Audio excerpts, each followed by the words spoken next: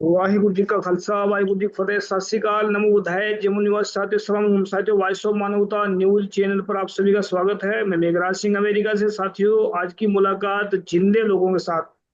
जिंदे हम उन्हीं को मानते हैं जो सच बोलना जानते हैं, वरना चुप रहना तो मुर्दे भी जानते हैं। तो साथियों, आज की बात हम रखेंगे। आज का जो टॉपिक हमारा रहेगा, इसमें जो भारत की जो मूल समस्याएं हैं, भारतवासियों की क्या समस्याएं हैं और क्या समाधान है, इसके बारे में बात रखेंगे। तो हमारे साथ में जो बहुत ही सत्कार योग जस्टिस केवल बी पाटिल जी जुड़े हैं साथ में। तो बीजी पाटिल जी हैं, तो इनका स्वागत करते हैं। इसके बाद में हम सवाल जवाब करते हैं।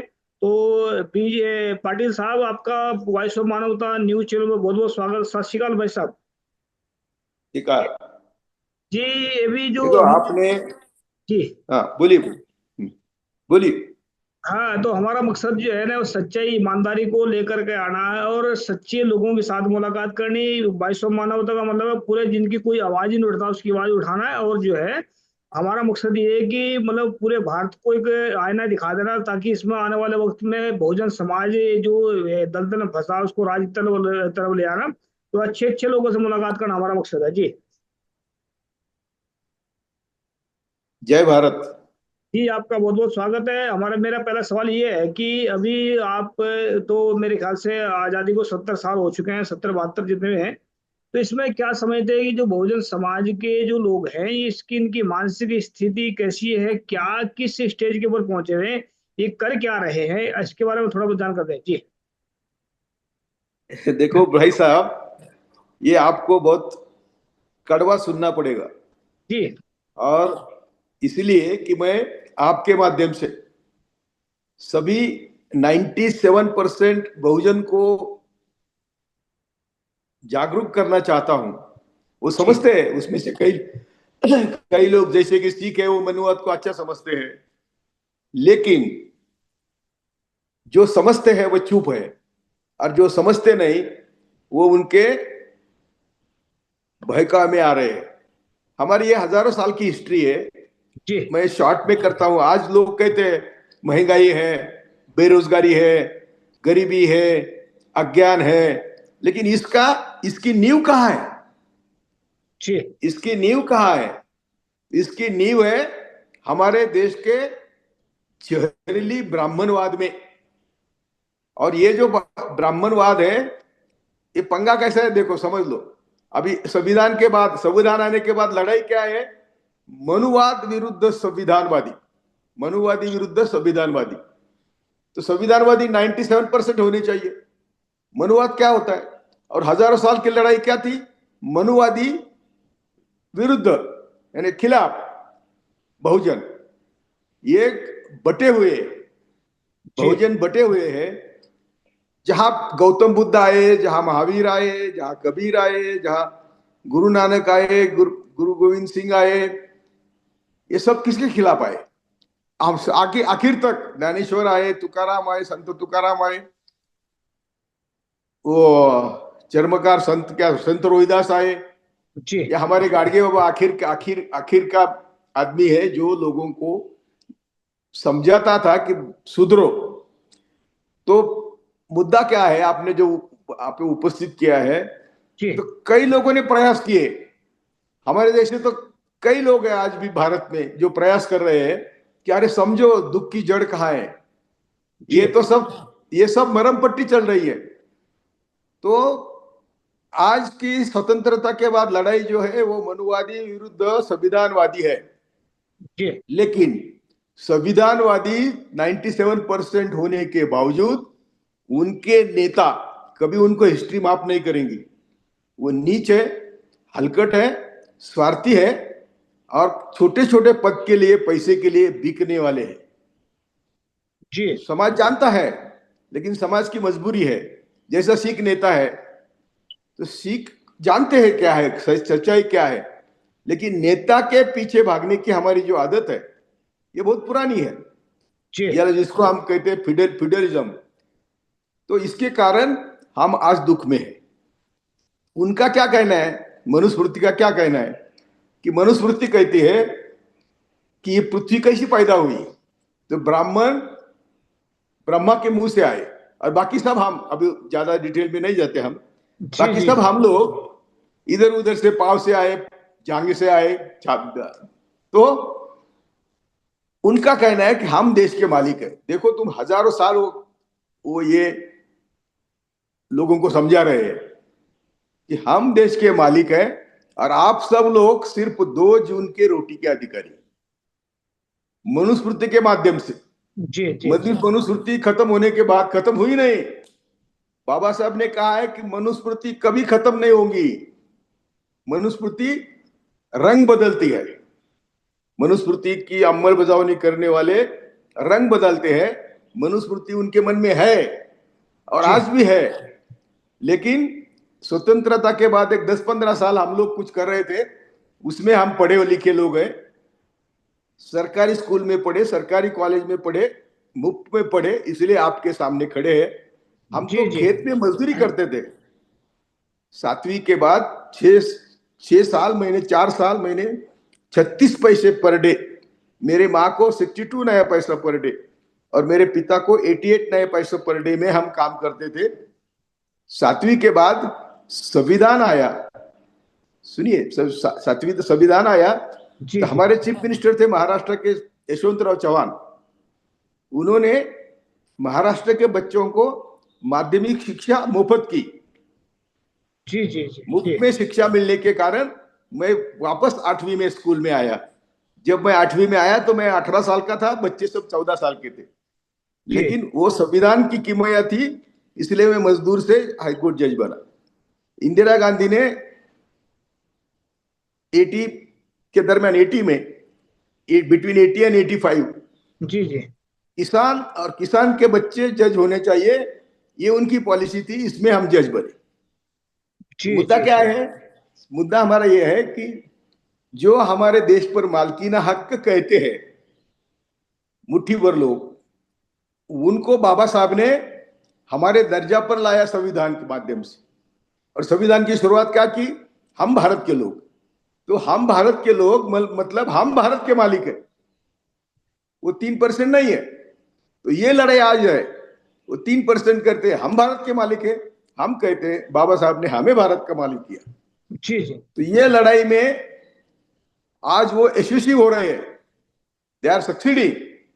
एंड आज न भूतो न भविष्यति, देखो भाई साहब, न भूतो न भविष्यति, आज ये 3% लोग पावरफुल हो गए हैं और उनमें सब हमारे लोग प्रत्यक्ष अप्रत्यक्ष मदद करते हैं। कोई भी हो, अम्बेडकरवादी हो, सिखवादी हो, ये सब उनको मदद कर रहे हैं, क्योंकि हमारे नेता, मैंने कहा, नीच है, हलकट है, स्वार्थी है और चंद पैसों के लिए, कुछ पदों के लिए। अरे क्या करना है पदों का, क्या करना है पैसे का? आप जो आपकी सब बिरादरी को बर्बाद कर रहे हैं। तो मुद्दा हमारा ये है और इसलिए हमें सबको जागरूक करना होगा। जैसे आप सच बोलते हैं, हम हमेशा कहते हैं कि हम आखिरी श्वास तक सिर्फ सच बोलेंगे। मेरे आंदोलन है, देखो अभी मैं एनरॉन कंपनी आपकी जो डूब गई अमेरिका में, उसके खिलाफ मैं आंदोलन कर रहा था। हमारे देश के उन्होंने 2 लाख करोड़ रुपए लूटे, हमको बिजली नहीं दी। उसके बाद ये सभी पार्टियां मिलके बंबई के बाजू में 45 गांव, 45 विलेजेस अंबानी को दिए थे 1 लाख रुपए एकड़ से। उसके खिलाफ हम लड़े, हमें लोकल लोगों का सहकार्य नहीं मिला, क्योंकि नेता अंबानी के दलाल थे।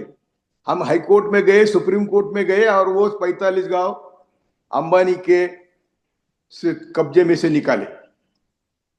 डाउ केमिकल आपकी एक कंपनी है, यूनियन कार्बाइड में जो किया था, आप जानते हैं भोपाल में क्या हुआ था, आप तो बच्चे होंगे। जी। तो वही कंपनी हमारे जो एक समता की संभाजी महाराज ने, संत तुकाराम महाराज के बेटे ने दिंडी शुरू करी थी, वारकरी संप्रदाय था वो। वहां समता है, जो समता का प्रयास जिन्होंने किया, उसमें पहले छत्रपति शिवाजी थे, बाद में महात्मा फुले थे। महात्मा फुले के बाद डॉक्टर बाबा साहेब आंबेडकर, छत्रपति शाहू, सयाजीराव गायकवाड़, महाजी विठ्ठल महाजी रामजी शिंदे, ऐसे एक वो परंपरा है। पेरियार, नारायण गुरु केरला में, मद्रास में पेरियार, ये साउथ में अच्छा था, ये नॉर्थ में सिख सिख छोड़ के, आप सिख इसलिए नहीं बोल रहा हूं, मेरा अभ्यास है। जी जी जी। गुरु गोविंद सिंह, गुरु नानक, जो उन्होंने काम किया वो ब्राह्मणवादी के खिलाफ ही किया। जो भी बिल्कुल। आंदोलन हुआ देश में वो सिर्फ ब्राह्मणवादियों के खिलाफ हुआ, लेकिन उसको कुचला गया, जी जी उसको जी। बर्बाद किया गया। और इतिहास अभी बदलते, अभी इतना इतिहास हमारे देश का बदल रहे हैं कि जिन्होंने स्वतंत्रता आंदोलन को विरोध किया वो 3% लोग आज कहते हैं कि हमारे हमने स्वतंत्रता लाई। वो विरोध, मैं क्या समझता हूं, आंदोलन में नहीं जाना एक बात है, मैं नहीं गया, मेरे पिता मजदूर थे वो नहीं गए, लेकिन आंदोलन को विरोध करने वाली जमात कौम है ये आज। और और सरासर दिन रात दिन झूठ बोलते, इतिहास झूठा लिखा है। वो अभी जी एजुकेशन में झूठ लाया। देखो उनको मौका मिलता है ना, पहला मौका उनको मिला जयप्रकाश नारायण के साथ जी। आंदोलन में। इंदिरा जी ने बोला था जयप्रकाश को, अरे ये आरएसएस वाले तो आतंकवादी है, आप उनके साथ जा रहे। तो जयप्रकाश नारायण भी ब्राह्मण था, एक हाँ। मस्ती थी। वो बोले यदि यदि आरएसएस आतंकवादी तो मैं भी आतंकवादी हूं। और उनको साथ लेके जो आंदोलन किया, किसी का कौन सा भी आंदोलन, अन्ना हजारे का हो किसी का हो, जब तक आरएसएस हाथ में नहीं लेता आंदोलन से यशस्वी नहीं होता। मेरी 1-1 लाख की सभा है, मैंने सबको न्याय दिया है, मच्छीमारों को, फिशरमैन को, भूमिहीनों को, रेशन कार्ड नहीं उनको, मैंने लाख लाख की मेरी सभा है, किसी ने दिखाई नहीं कभी। जी जी क्यों जी। नहीं दिखाते? तो हमारी विचारधारा जो है उनके खिलाफ है। तो मैं क्या बोल रहा हूं कि आज जो आपने सवाल निकाला, प्रश्न पूछा, मुझे सवाल पूछा, मुझे बहुत खुशी हुई कि इतना वाइड एंगल से कोई सवाल नहीं पूछता। जी बेकारी क्यों है, मजदूरी क्यों नहीं मिलती, अरे ये सभी हमारी खेती, यदि आप लोग नहीं होते तो सब खेती का कारपोरेटाइजेशन होता, बिल्कुल सभी बिल्कुल बिल्कुल। खेती पूंजीवादियों के हाथ में जाती। क्या कानून थे वो? लेकिन आप लोगों ने देश भर से, दुनिया भर से रसद पूरी सदर सप्लाई किया, इसलिए वो आंदोलन टिका। जी कोई जी आंदोलन नहीं कर सकता था। जी जी। तो अभी मुद्दा आपने। क्या है, क्या आज जी हमारे बहुजन की इतनी बुरी हालत है कि उनको शिक्षा नहीं है, उनको आरोग्य नहीं है, उनको पीने को पानी नहीं है, उनको कुछ नहीं है। और सभी देश की संपत्ति सिर्फ अदानी अंबानी को दे रहे हैं। अभी जी आप क्या, अमेरिका ने इतना इनको लताड़ा, ट्रंप ने, तो केवल अदानी को कुछ, अदानी, सॉरी, ट्रंप फेवर करे इसलिए मोदी ये सह रहा है। मोदी को देश से बड़ा है अदानी अंबानी। और हमारा वो कुणाल कामरा बोलता है कि हम अंबानी को वोट देंगे ना, मोदी को क्या देने की जरूरत है, भाई तुम रूल करो। तो ये हाँ, जब हम, वोट वोट तो घूम कर तो वोट उसके पास ही जा रहा है, सारे सारी प्रॉपर्टी सारी ताकत उसके पास ही जा रही है, घूम कर सीधे उसको दे दो वोट है। अरे देश, नेहरू ने जो देश खड़ा किया था, कांग्रेस ने जो देश खड़ा किया था, और आप हाँ प्रचार कर रहे हैं कि कांग्रेस ने अंबेडकर को विरोध किया। देखो, अंबेडकर जी विद्वान थे, भारत के बहुत बड़े विद्वान थे, लेकिन हमारे भारत के कई विद्वान ऐसे सड़ाए हुए पड़े हैं, उनको पूछा नहीं किसी ने। मेरे गुरु थे जस्टिस पीबी सावंत, मुझे मालूम है कि सबसे विद्वान आदमी था जो, लेकिन जागतिक प्रेस काउंसिल के अध्यक्ष होने के बावजूद हमारे प्रेस काउंसिल ने उनके खिलाफ, उनके बाजू में एक लफ्ज ने, नाम ही नहीं लिया कभी प्रेस ने। बोलने का मकसद क्या है कि ये जो आज चल रहा है, ये हजारों साल पहले देश ले गए। ये जी रामायण महाभारत हमको हिस्ट्री बता रहे हैं, ये तो जो माइथोलॉजी है वो हिस्ट्री में कन्वर्ट कर रहे हैं। हमारे अभ्यास में, यानी विद्यार्थियों के अभ्यास में, सभी सही स्वतंत्र सैनिक थे उनका नाम हटाया गया है, गुजरात के दंगे हटाए गए, बाबरी मस्जिद ढोया वो हटाया गया है। तो ये सही इतिहास बच्चों को नहीं मालूम, जी इसलिए सब जो हमको हजारों साल इन्होंने सड़ाया ब्रेन। हिटलर ने क्या कहा था आप जानते हैं ना? हिटलर ने कहा कि सर मैं लोगों को मारा, मेरी गलती हो गई। यदि भारत के जैसे ब्राह्मणों के जैसे मैं भारतीयों की बुद्धि सड़ा था तो मैं जिंदगी भर ऐश करता, राज करता। तो ये जी जी जिंदगी में राज करने का उनका तरीका है कि हम सबका ब्रेन चढ़ाया हुआ है। और ये स्वर्ग की लालच, नरक के डर, 33 कोटि देव, सब झूठ। अरे भाई, सब काल्पनिक दुनिया में हमको ले जा रहे हैं। ये जी जी काल्पनिक दुनिया और वास्तव, इसमें दुनिया जमीन आसमान का फर्क है। जी। अभी अभी एक जिक्र किया कि आपने कि 97, आप कह रहे हैं 97% जो भोजन की बात कर रहे हैं, पहले जो है ना 85% बोलते थे कि 85% भोजन समाज है, ऐसा अरे सुना है। ये कैसे, मतलब आपने कैसे इसको ये क्या हो 97 गया किया? है, क्या हो गया है कि उन्होंने अभी सेठ जी बट जी को जोड़ा है। सेठ जी को जोड़ा है उसमें, जो महावीर के जो सब वंशज है, क्या हाँ जी। बोलते हैं, हाँ, फॉलोअर है, वो भी अभी पैसों के लिए उनके साथ जुड़ गए। क्योंकि आरएसएस के साथ जुड़े बिना खुद का विकास नहीं होता। हम जी एक जी एक्सेप्शन है कि मुझे चाहे वो सब प्राप्त हुआ। मैं जज भी बना, मैं आज जो काम कर रहा हूं देश भर, वो काम करने के लिए मुझे मौका मिला। जी लेकिन वो जिंदा मारते। मेरा नाम भी था पानसरे, वो डॉक्टर को वो मारा उसको, डॉक्टर दाभोलकर, कलबुर्गी, गंगा वो गौरी लंकेश, उसके वो लिस्ट में मेरा भी नाम था। लेकिन मैं बच गया, इसलिए मैं लड़ रहा हूं। जी जी जी तो ये जो, और उन्होंने वो, ये किसने बोला, ये कोर्ट में जो आरोपी आए थे, वो अपराधी आए थे, उन्होंने बोला कि कोलशेपाल भी हमारे लिस्ट पर है। तो मैं आपको इस माध्यम से एक लोगों को कहना चाहता हूं, 97% को, कि जो उनके खिलाफ जाते हैं उनको मारते हैं। वो कहा मुसलमानों को मारा? उन्होंने मारा ही नहीं। और हिंदू मुस्लिम झगड़ा ही नहीं है। झगड़ा क्या है, हम जो ये वर्ण व्यवस्था में दबे हुए हैं, जी जी उनको दबाने के लिए, ज्यादा दबाने के लिए हिंदू मुस्लिम झगड़ा उपस्थित करते हैं। कौन से मुस्लिम को उन्होंने मारा? बाकी की तकलीफ छोड़ दो, मारा तो सब हिंदुओं को। क्यों मारा? वो हिंदुइज्म के खिलाफ बोल रहे थे। तो हमें ये लोगों को समझाना होगा कि जी। जागो। दरअसल क्या है ना, हमारे हिंदू धर्म बातें के दुश्मन तो सिर्फ ब्राह्मणवादी, आरएसएस की विषय जहरीली विचारधारा है। नहीं, विचारधारा को तो ऐसा है ना, देखो मैं अगर इसमें गुरु नानक साहब की विचारधारा को लेकर चलते हैं तो गुरु नानक साहब कहते हैं कि नीचा अंदर नीच जात, नीची हूं अत नीच, नानक तिनके संग साथ बढ़िया स्यों क्या रीस। मतलब अरे मैं उसके साथ में जिसके समाज ने नीचे से नीचे, नीचे से नीचे, सबसे नीचे बढ़ा रखे, मैं उसके साथ हूँ।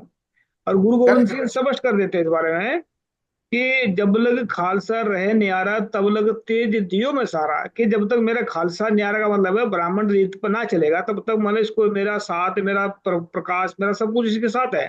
फिर कहते हैं जब ये गए विप्रन की रीत मैं ना करूं इनकी प्रतीत, कि जब ये ब्राह्मण की रीत पर चले जाएंगे फिर मेरे से ये अलग है ना, मैं इसका हूं ना, मैं ना ये मेरे है। तो गुरु नहीं, साहब अभी वो, अभी कर बिल्कुल ही। तो अभी नहीं, अभी आपने जो खालसा की बात की ना, ये आप समझिए कि इंदिरा गांधी को किसने मिसलीड किया। इंदिरा गांधी को बोले कि स्वर्ण मंदिर में बहुत बड़ा बारूद है, शस्त्रास्त्र है, और उसको खत्म किए बिना ये खालसा करेंगे, खालसा ने खालिस्तान, स्वतंत्र खालिस्तान मांगेंगे। जी मैडम ने मैडम को मिसलाइड मिसलाइड किसने किया? आरएसएस ने। जी एक बिल्कुल भाई, सर। एक भाई आरएसएस का प्रमुख होता है, दूसरा भाई मिलिट्री का प्रमुख होता है, या आईबी का प्रमुख होता है। IB, ear and eyes of prime minister. जी तो इन्होंने मिसलीड किया। मैडम को बहुत पश्चाताप हुआ। जब वो गई देखने के तो वहां कुछ नहीं मिला। तो मैडम को मालूम हुआ कि धोखा हुआ है। राजीव गांधी को भी एलटीटी के पास भेजने वाले आरएसएस के लोग थे। इनको जब तक गांधी फैमिली खत्म नहीं होती, हिंदू राष्ट्र का रोड़ा है। इसलिए वो सब तरह के तरीके तो अपना रहे, रास्ते दरअसल क्या अपना है, रहे। दरअसल क्या है कि इनमें एक तो मुस्लिम का थोड़ा हिंदू का खून ये टकर रहा ना बीच में, मतलब ये मेरे ख्याल से जो इंदिरा गांधी का जो घर वाले हैं, वो मुसलमान थे शायद, है ना? तो मुसलमान तो इनका बाप है, तो हिंदू इनकी माँ है, तो फिर जो बीच में फंसे हुए हैं लोग, ये मतलब स्पष्ट रूप ना तो हिंदू है ना मुसलमान ही है, कहीं भी नहीं है, मतलब बीच में फंसे हैं। तो इस करके करेक्ट करेक्ट। इस करके कंफ्यूज है।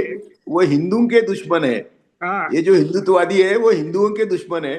हिंदू नाम का धर्म ही नहीं ना यार, सुप्रीम हाँ कोर्ट ने बिल्कुल कहा है धर्म ही नहीं है। ये जी था। सुनिए, एक अभी आपने निकाला सब्जेक्ट तो 19 तक, 19 साल, 1912 तक ये खुद को ब्राह्मण धर्मी कहती थी।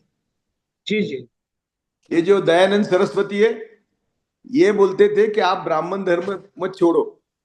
लेकिन टिळक और बाकी पॉलिटिशियन, उनको मालूम हुआ कि आज न कल स्वतंत्र भारत स्वतंत्र होने वाला है। यदि स्वतंत्र होगा तो हम कहाँ होंगे, जी जी फ्रेंचाइज वोटिंग में हम कहाँ होंगे। तो इन्होंने वो हिंदू धर्म का बुर्खा पहना। चोला और पहन अभी लिया है। उनके मन में ब्राह्मण धर्म है, नाम लेते हिंदू धर्म का, और हिंदू धर्म के लोगों की बर्बादी करते हैं।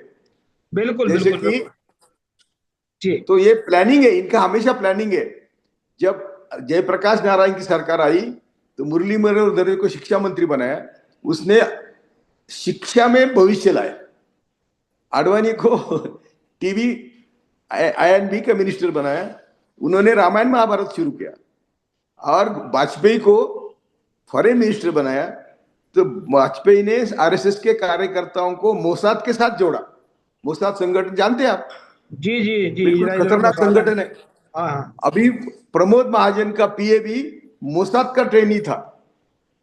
और भी कई लोग मोसाद के ट्रेनी आज हमारे देश में काम कर रहे हैं। तो हम, तो आप बोलो, मैं बोलता हूं कि हम तो एक भाग्य विज्ञ में मानता नहीं, ईश्वर में मानता नहीं, मैं मानता हूं गरीबों की सेवा।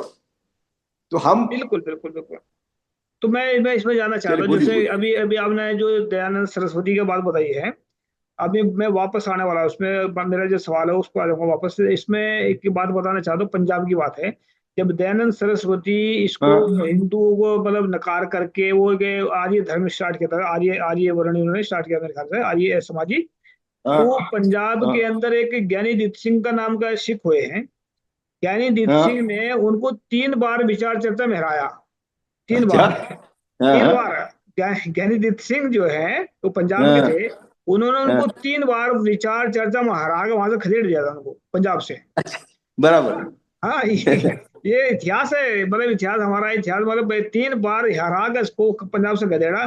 तो मैं, मेरा सवाल फिर वापस आ जाता है, अभी जो हालात बहुजन समाज के बने हुए हैं, इसका मेन जिम्मेदार कौन कौन है? ब्राह्मण है, मीडिया है, या बहुजन समाज के लीडर हैं, या आजकल के नेता हैं? ये कौन जिम्मेदार है? मैं चार चार नाम बताए आपको। ब्राह्मण जिनका है। जिनका जिनका आपने जिक्र किया वही जिम्मेदार है। हमारे बहुजन समाज के लीडर्स, मैंने कई हाँ बार बोला, अभी लाचार है, स्वार्थी है।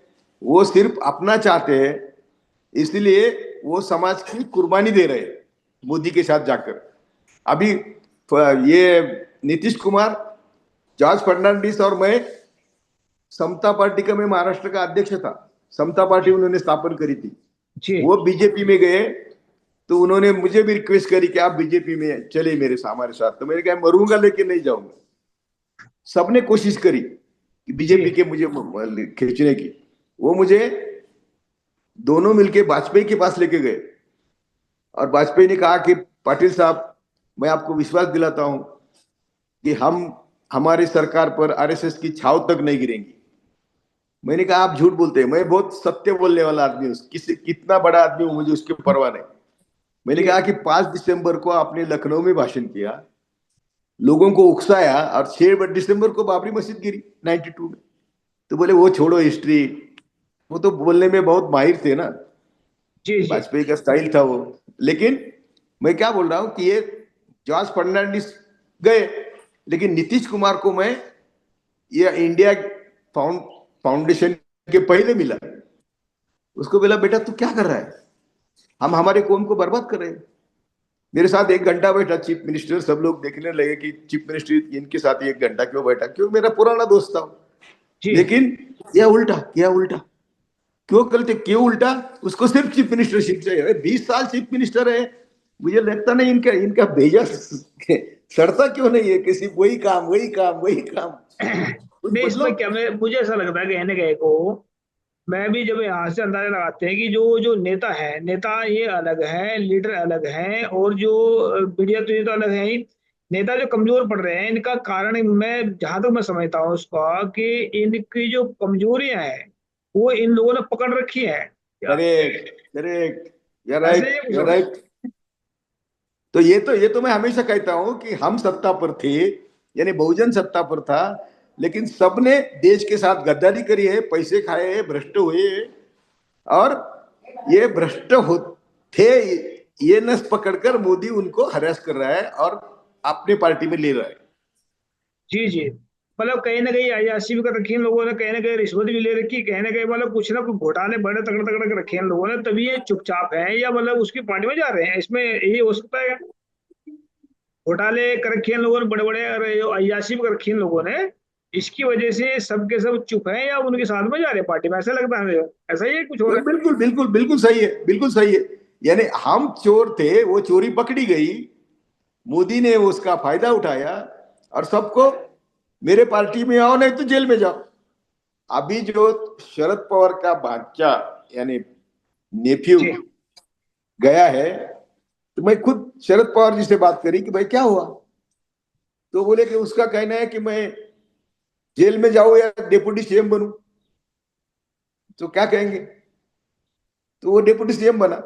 ऐसी सबकी कहानी है। अशोक चौहान मेरे दोस्त का लड़का है, अच्छा जी मेरा मित्र है, वो बोला जेल में जाओ क्या, राज्यसभा मेंबर बनो। तो ये जो चोरी छुपे सत्ता में पैसे खाए, उसका दुष्परिणाम हम लोग भुगत रहे, बहुजन भुगत रहे। और जी जी आज बहुत बहुजन जानते हैं, कई नेता जानते हैं कि आरएसएस क्या है, ब्राह्मणवाद क्या है। लेकिन हमारे महाराष्ट्र में फुले शाहू अंबेडकर छत्रपति शिवाजी के महाराष्ट्र में 78 में शरद पवार ने आरएसएस के साथ सरकार बनाई। बहुत होशियार नेता है, बहुत, उसको सब जानता राजा कहते हैं। लेकिन उनकी चाल ऐसी है, इसको भी पकड़ो उसको भी पकड़ो और सत्ता में रहो। आज उनका मोदी शाह से भी बहुत अच्छा ताल्लुक होंगे, वो दिखाते हैं कि हम सेक्युलर है। तो ये जो हमारे बहुजन नेता है, जी। इन सबने आत्मपरीक्षण करना चाहिए कि हम हमारे देश को, हमारे कौम को बर्बाद कर रहे हैं निजी स्वार्थ के लिए। इसमें ऐसा भी कह सकते हैं कि बहुजन जो बहुजन नेता हैं इन्होंने बहुजन समाज को धोखा दिया, और जो बहुजन समाज के लीडर हैं उन्होंने बहुजन समाज को लूट कर खाया। मतलब जो आज करेक्ट, के हैं करेक्ट, करेक्ट। तो लूट करके खा लिया, उनका विश्वास तो तोड़ दिया। तो अभी मैं जितनी कमियां हैं, बहुत सारी कमियां हैं, तो इसमें हम सुधार कैसे कर सकते हैं, क्योंकि हमें जो वही है। मैं बोल रहा हूं कि जी ये आपके जैसे, अरे हमको कौन पूछता है। एक भी 2014 के पहले मैं हमेशा टीवी पर था। जी 2014 मोदी आने के बाद उन्होंने हमारा टीवी बंद कर दिया, हमको जेल में डालने की कोशिश करी। अभी भी मेरे खिलाफ कई क्रिमिनल केसेस है, लेकिन मैं डरता नहीं। मैं जब 47 की उम्र में जस्टिस का रेसिग्नेशन दिया, तब मैंने सौगंध ली थी कि ना मैं पुलिस को डरूंगा, ना मैं जेल को डरूंगा, ना मैं मरने को डरूंगा। मुझे समाज के कल्याण के लिए, यानी फुले शाहू अंबेडकर की आइडियोलॉजी आगे बढ़ाने के लिए काम करना है। और मैं तब जी से काम कर रहा हूं। और मुझे मुझे समाज ने कुछ कमी नहीं किया है। बिल्कुल समाज मुझे समझता है, और जो सत्ता पर है उनको भी समझता है।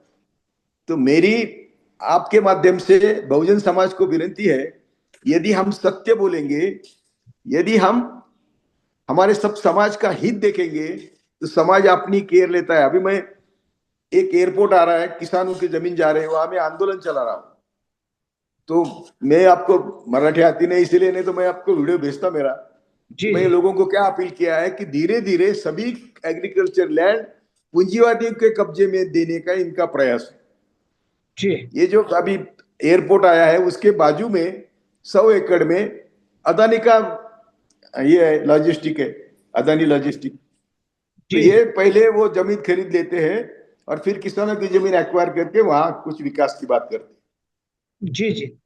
दरअसल क्या है ना, मतलब भाई साहब, मैं इतना जानता हूँ कि हमारे बहुजन समाज के जो लोग हैं, एक तो ये जुबान के कच्चे हैं, ईमान के कच्चे हैं, और वक्त के कच्चे हैं। अभी हैं। अरे आपने यार, जो अभी मुझे टाइम दिया था आपने सुबह का, आप बिल्कुल मेरे से भी तैयार होने से पहले बैठे हैं। इसका मतलब है क्या कि आप अपने अपने जुबान के पक्के हैं, और आपने जो बोला उसको किया है। मैं इसमें मेरी तरफ से मैं गलती माफी मांगता हूँ, क्योंकि मैं 2-3 मिनट लेट हो गया हूँ उसमें।